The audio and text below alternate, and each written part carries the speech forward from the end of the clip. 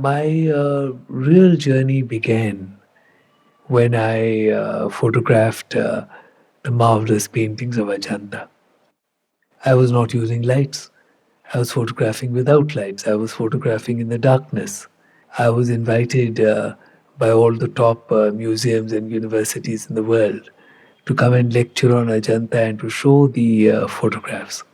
You know that D.D. Bharti has been showing one film of mine out of these series now for the past 22 years, every day.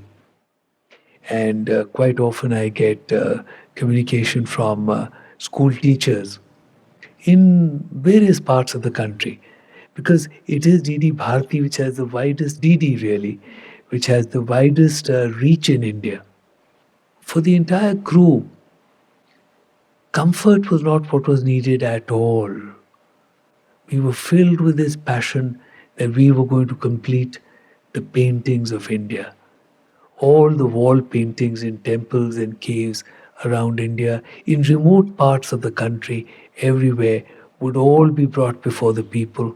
And miniature paintings, the finest that were available in museums all over the world, would all be brought before the people.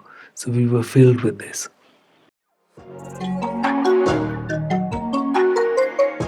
Welcome to my show, Life and Living. Today, my guest is Professor Benoy Behl.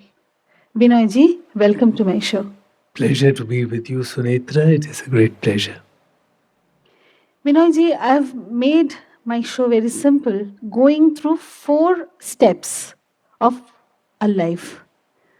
The first is initial journey, then the career journey, then professional journey, and the last is the spiritual journey. So I'll just ask you about your initial journey. Well, it all really began because of my father. There were these 2 boxes full of books. In the drawing room, there was a divan, and the divan was actually 2 boxes full of books. And so, even as a small child, I was reading those books. And at a pretty young age, I had finished reading wonderful, wonderful writers, wonderful scholars, wonderful philosophers, and so much knowledge which my father had kept away in these great books. So it's really those books which helped to shape my mind and shape my understanding. There were philosophers like Aldous Huxley. There was great writers and philosophers like George Bernard Shaw. So many people. So at a very early age, when not the age at which normally people are reading such authors. I was there reading them. The boxes were there. The boxes were a treasure. I was constantly opening the treasure of those boxes and I was reading them. In fact, my fascination also with history began very early. In school, we used to have a little book of history like everybody does. But I went and requested my father to get me a big, thick book which had just come out called An Advanced History of India. That was really thick. And so that was really the beginning. And beyond that, I must say that we are probably transiting into another phase of your program. But my real journey began when I photographed the marvelous paintings of Ajanta. So it is transiting into another phase of your program, but if you allow me, I will continue to talk about that. Definitely, Benoy ji. But उस time आपकी as क्या थी? Did you finish your graduation that time or masters? आपकी पढ़ाई खत्म हो गई थी? In terms of education, I only did my honors in English literature. And after that, I began to make documentary films about monuments and culture. And after that, I went and took admission at the Film and TV Institute of India at Pune, and spent 3 years as a student also. But what I'm talking about is the real beginning of my journey. This real beginning of my journey actually began much later. This was in 1991. You see, in 1990, I had heard that the great paintings of Ajanta, though they were so phenomenally important, though they were recognized as the fountainhead of the classic tradition of painting in Asia, though they were recognized as the fountainhead of the Buddhist paintings of the world, had never been clearly photographed or even clearly seen before. And I was informed that here was a great opportunity to use and get some value of my technique of photography which I had developed. By 1991, I had become a little known for developing a technique of photographing in what people call darkness, where the light is so little that you can hardly even see your hand in front of you. So, when the conversation was about that in the Ministry of Culture, Government of India, when they were looking at my photographs taken of monuments by moonlight, it was put to me that I could make a valuable contribution if my technique of photography would make it possible to photograph the paintings of Ajanta. So in 1991 and again in 1992, I went to Ajanta and photographed all the glorious paintings there. That was truly the beginning of the journey of my life. Do they allow people to go for photographing the paintings? Permission has to be taken, and in my case, the permission was very easy because I was not using lights. I was photographing without lights. I was photographing in the darkness. And the thing which the ASI are careful about is that strong lights or flashlights will damage the paintings, so they do not give permission for that. But I took permission, special permission was given to me to photograph without lights. And the ASI kept a close scrutiny upon my work to see that I was not using lights. So, what happened when I spent many weeks taking these photographs at Ajanta was not just a technical achievement. Of course, it was a technical achievement also. In fact, I was told by scholars from all over the world that they were seeing the Ajanta paintings clearly for the very first time through my photography. But more than the technical achievement, the paintings transformed me. The many weeks that I spent in front of the paintings, I was filled by a sense of compassion which flowed from the paintings. Every line made by the artists, every nuance of the paintings was full of kindness and compassion. It was a wonderful world created by the paintings, and that influenced me completely. So that was important. In the meantime, all over the world they heard about my work. So suddenly, I was invited by all the top museums and universities in the world to come and lecture on Ajanta and to show the photographs. There I was. I had not even got a passport made before. I had never traveled out of India. And suddenly, there I was arriving in a place like London first. And 2 days later, I was giving a lecture at the University of London. One day after that, I was giving a lecture at the British Museum. The day after that, I was giving a lecture at the Victoria and Albert Museum, etc. From there, I was moving on to America to lecture at the Smithsonian Institution. So it was a marvelous journey of sharing the beauty of Indian art and culture. It was a wonderful opportunity. And the paintings of Ajanta had moved me enormously. So I had all the love of the paintings to share with the people. Now, you would be very happy to know that at all these capitals of culture of the world, where the top art historians and the top art critics had all gathered to see these paintings of Ajanta, there was a unanimous response. And the response was that surely this must be the finest art of humankind.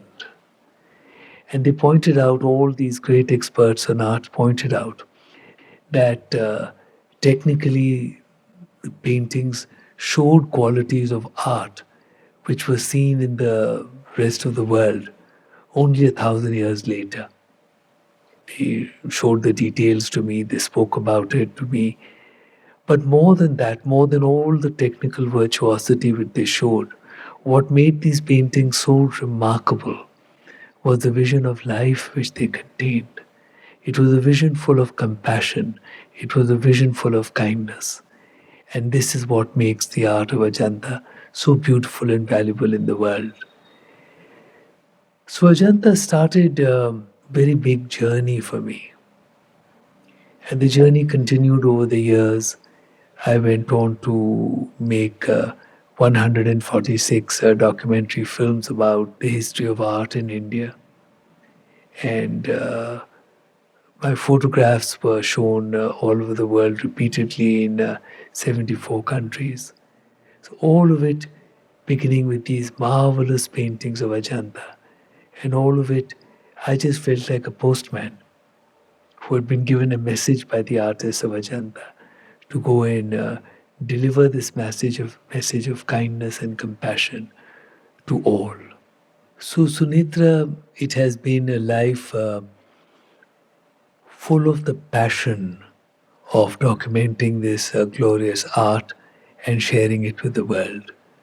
For instance, when I set out to make 26 films on the paintings of India, now it was it was a journey of 240 days. When this before this shooting began, we printed out a book of the schedule. The book of the schedule had all the details because it had to be planned very carefully in advance. So in the book, you could see that, for instance, in the 173rd day at 4 o'clock in the morning, we would be waking up, let's say, at Kochi. And from there, we would be traveling towards Thrissur. Then, where we would be shooting, the museums where we coordinating. So everything, 240 days, was spelled out in advance before the shooting journey began. And in those 240 days, we slept at more than 200 different places. That's again, I mean, the experience is different. Yes. And average wake up time was 3:30 in the morning. So I And must you say generally that used to go to bed by late evening, late we night. no. It's very important to get enough sleep because you're talking about 8 months of traveling. You're not talking about 2 or 3 days of putting in a lot of work. You're talking about 8 months of continuous traveling. So every day you must get in at least 7 hours of sleep. So you make it a point to go to sleep early. As one example, if we are at Madurai and the next morning we are shooting sunrise at Kanyakumari. Now that's I forget exactly, but how many kilometers it is. But the fact is that we needed to wake up at 2 in the morning. And we always need to get in a full breakfast before we leave. Even if we get up at 2 in the morning, we eat a full breakfast before we go because we don't know when we are going to get the next meal. So if you're going to get up at 2 in the morning and be full of energy, then you will have to go to sleep very, very early. So you will have to have your dinner at 5 o'clock or 6 o'clock and you'll have to go to sleep. But I must say that the entire crew that was working with me were all so dedicated to the task, So happy with the whole project. And of course, not even a word of complaint. In fact, when the project ended, everybody was very disappointed that the shooting was over. We are going to our houses very early, you know. They must Yes, have thought of, staying with you quite for a long time. yes, they were my permanent employees. Okay. But joy of this shooting, which was to every corner of India, including to very remote parts of India, and to museums all over the world, which had collections of Indian paintings. Of course, the kind of cooperation that we got from museums everywhere was completely remarkable. I remember that in the British Library, Jerry Losty opened up in the morning at 7:30 on a Saturday so that we could get a longer working time to shoot the Indian paintings in the British Library.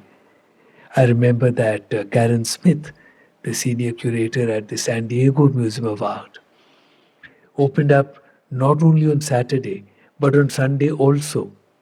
So, Saturday and Sunday, from 8 o'clock in the morning onwards, she opened up the museum and the reserve collections, because all these museums everywhere around, they all opened up their reserve collections for us to select paintings and to shoot. Many paintings which had not been seen by themselves or had not been seen by themselves for a very, very long time were all opened. Result is that the Paintings of India series is also an archive of thousands and thousands of the finest selected masterpieces of Indian miniature paintings in museums in India, the National Museum, the Chennai Museum, so many places, but also in the collections of private collectors and major museums around the world. So, in one place, it's the only place where you can find a selection of the finest miniature paintings. So, I must say that the project was a very blessed one, and I was very fortunate. Of course, as you can understand, it was all on a Doordarshan budget. So we did not have the money to travel to so many countries and to shoot there. But my team was so much with me. I remember when I was saying to my team, we were thinking of whether we will go to Japan or not. And I was saying to my team that we'd better not go to Japan, it's too expensive. So Latika, my assistant who was sitting next to me, immediately said, "No, no, no, we must go. We'll sleep in the airport. We don't need anything, but we must go." So that was the spirit. In fact, I will share with you, Sunetra, that I was not all that young. I was in my 40s at that time, and I'd never stayed in a dormitory, in a hostel dormitory all my life. But for the sake of this shooting of the paintings of India, for the entire journey abroad, we stayed in youth hostels, which I had never seen the inside of a youth hostel in my life. But there we are. That was the only way to do it. So we did it. So for the entire crew, comfort was not what was needed at all. We were filled with this passion that we were going to complete the paintings of India. All the wall paintings in temples and caves around India, in remote parts of the country, everywhere, would all be brought before the people, and miniature paintings, the finest that were available in museums all over the world, would all be brought before the people. So we were filled with this. And of course, after the paintings of India was done, well, It was the I year. went on to It do was which year? 2001. 2001. After that, of course, in the normal course, this kind of project should have taken 10 years to do. But with the telecast schedule and budget, etc., the way everything was, it was all done in a year. And after this was done, in 2006, I made another 26 films on the sculpture of India. Uh, and I must say that hats off to Doordarshan. In a world which is so commercialized, in a world where the media is constantly looking for popularity and constantly looking for TRPs, Doordarshan took my serious subjects with primary deep research in them, and sponsored them. And it is quite remarkable. And then in 2006, I mentioned to you, the sculpture of India was made. In the meantime, I went on to make 12 films on the story of Buddhism. Again, these are films which have proved very valuable for the government of India, even very recently, when the relics of Lord Buddha were sent to Thailand. One of my films was shown by government of India in Thailand. And these 12 films on the story of Buddhism have helped to connect so many Buddhists and so many Buddhist countries in Asia to India. So I can only say that it was so fortunate to have this opportunity. But you can be assured that for 30, 40 years of my life, I had no social life. I used to go to have dinner very early, go to sleep very early, even when I was in Delhi. I used to wake up very early and start writing because so many scripts had to be written, so much research had to be done to make all this possible. So there was no time for any social life. There's nothing except this wonderful work. And I do feel so grateful that I was given the opportunity to have such worthwhile work to do, which made it possible for me to give up all else and to give myself over to the research, the documentation, the writing, the shooting of this great and glorious art. Vinayji, I've heard that your books, which you have written, the best-selling books in the world. So, give us some light on that. Well, when it comes to the limited subject of Indian art history, yes, my book on the Ajanta caves, published by Thames and Hudson, London, which has been in continuous print now for more than 25 years, is probably the best selling book on Indian art history in the world. Also, my book, The Art of India, in 2 volumes, you have a photograph of that, is also a close second. I'm so happy that people find it worthwhile to go in for such serious work. But it's been important, Sunetra, to put all the information down in books also. Though, of course, I must say that the films have also worked remarkably to take the information about Indian art and culture to not only the world, but to all corners of India.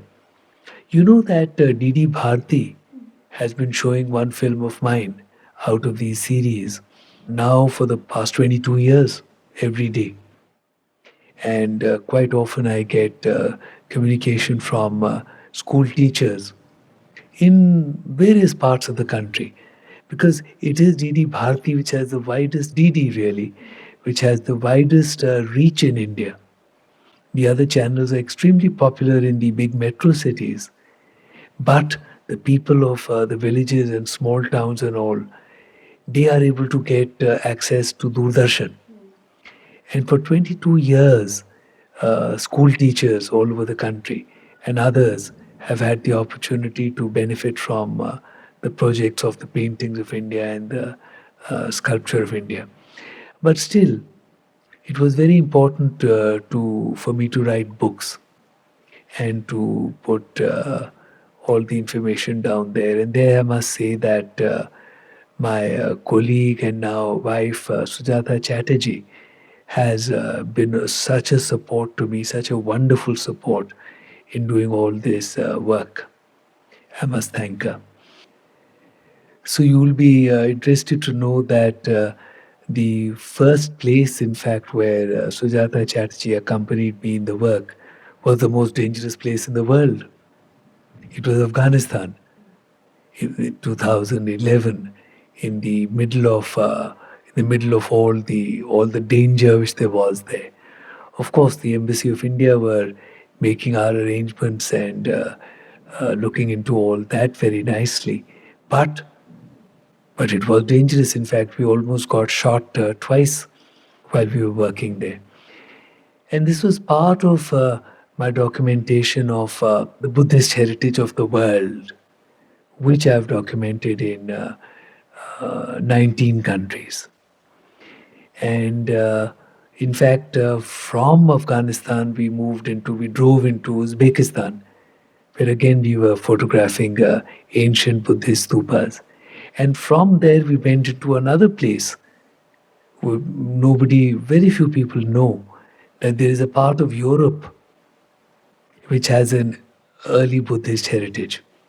South of the river Volga is a region of Kalmykia, which has a Buddhist heritage. So from Uzbekistan, we in fact went to Kalmykia in Russia to document the Buddhist heritage there.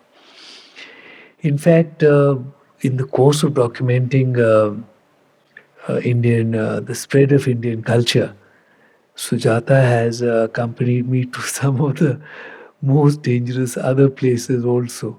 For instance, we have photographed and done video shooting and made films about the practice of yoga around the world, including countries like Colombia, where we've shot in places which are known to be so dangerous, like Medellin and Cali and San Rafael and so many other places. And so it's been, I mean, I cannot say that we are fearless people. I must admit that I'm a very fearful person. But when something has to be done for the sake of documentation, then we do not shy away from doing it. We just go ahead and do it.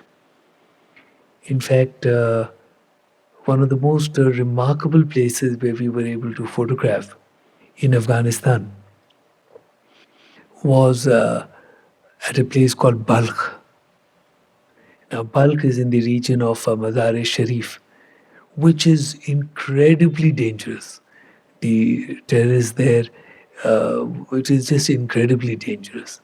But somehow, through the Indian embassy, the commissioner of police there cooperated so much, and we made very special arrangement for us to visit Mazar-e-Sharif and from there drive to Balkh.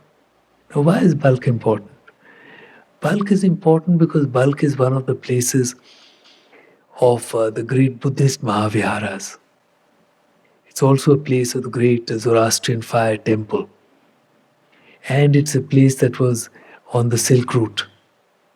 And in fact, personally, I was also attracted to fulfilling the documentation of Balkh because I used to remember my father used to sometimes say, he was Punjabi. He used to say that Jada Sukh Chajju de Chavare Na Milya Balk Na Bukhare. So the joy that you get in your parental home is something that you don't get in Balk or Bukhara. So Balk had this fascination also. And well, such is the courage that Sujata Chatterjee and Shangomitra Ghosh, my assistant director, who also accompanied me and us through Afghanistan. Such is the courage which these girls showed. They were not bothered at all. They went to all these places, and but that is how the Buddhist heritage of the world got documented. Are you doing any further projects? Yes, in fact, you will be pleased to know that There is a place called the Arctic World Archives, where some knowledge and information and photographs of mankind have been kept, so that even if there is a nuclear war or any holocaust, then these will still be preserved for the future. And two of my photographs, one of an ajanta painting, and another photograph of mine which has been carefully digitally restored by myself, have been preserved there to be kept for mankind's memory forever.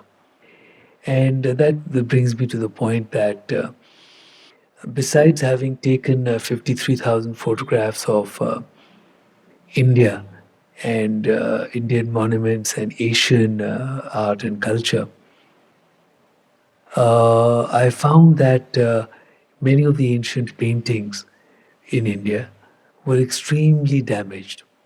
So, as an art historian, one could see their value completely, but the common person was not able to enjoy them because they were so damaged. So, 20 years ago, I spent a considerable amount of time very carefully restoring the digital images of these paintings to make it easier for us to appreciate the quality of the art. In fact, recently the India International Center held an exhibition of this work of mine. And that also brings me to the point that presently 30,000 of my photographs are being scanned, because most of my work was originally done on slides, transparencies. So they are being scanned, and they are being data is being put, metadata is being put, so that they can be put up online. And my idea is that all these photographs, and in fact all the information, all my work, should be made freely available to everybody. No charge. These photographs also, when they're put up, these 30,000 photographs, there will be no charge, nothing. These will be freely available, even at high resolution, even for printing purposes, to anybody and everybody. The idea is that people should benefit. The knowledge of Indian art and culture should increase.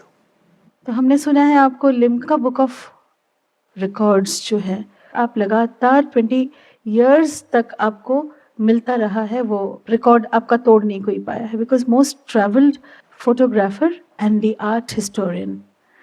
Gee, I've had the pleasure of making many around the world journeys.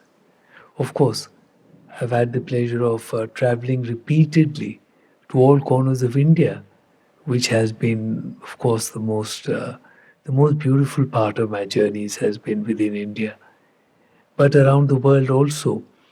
In fact, besides my shooting journeys, which have been around the world, besides that, I've made 8 around the world lecture tours, and that also have been rather typical of me. You see, so many museums would keep on inviting me, so many universities would keep on inviting me to lecture, that I didn't have the time to do it. So I used to make these around the world journeys, and the schedule used to be something like this.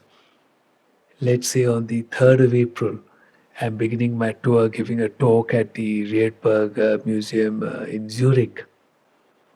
On the 4th of April, I'm giving a talk at Geneva, at a United Nations organization. And on the 5th of April, I'm giving a talk at the Indian Embassy in Switzerland. And 2 days after that, I'm giving a talk at at Berlin, in the State Museums of Berlin. Like that, continuously, one after the other, after the other. So while people travel, as you know, to see so many places, I used to travel without seeing any places. Without, if you ask me, what were the tourism destinations in all these cities around the world. No, I didn't have time to go to them. I was just filled with a desire to share the beauty, the compassion, the kindness, the greatness of Indian art and culture and philosophy. So it was like that. Are you still doing some projects in collaboration with India Habitat Center and IIC? Many institutions are very kindly asking me to give talks and series of talks, and that includes India Habitat Center, India International Center, uh, so many others. And I'm so happy for their encouragement and so happy for their collaboration to take the knowledge of Indian art and culture before the people. विनय जी, आपसे बातचीत करके बहुत अच्छा लग रहा है और काफ़ी जानकारी मिली। आपकी इनिशियल जर्नी जैसे स्टार्ट हुआ, आप 2 बॉक्स फुल ऑफ बुक्स, ऐसे मतलब इट्स ब्यूटीफुल आपने जिस तरह डिस्क्राइब किया। And one more thing, career और प्रोफेशनल जर्नी में भी आपका ह्यूज एक्सपीरियंस, ह्यूज, जो आपसे मैं कुछ ज़्यादा नहीं सुन पाई, मगर एक लास्ट जो हमारे शो का जो सेगमेंट बाकी रह जाता है, that is a spiritual journey. तो इनर जर्नी कहिए, तो ये कैसे, कब, कहाँ से शुरू हुआ?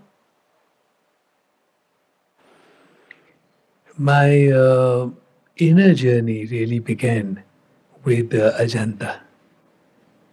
The art and philosophy of India teaches us to go far from the noise and clamor of the material world, to go far from our desires, to go far from the material world around us, to journey deep within to the peace and the joy which can be found within.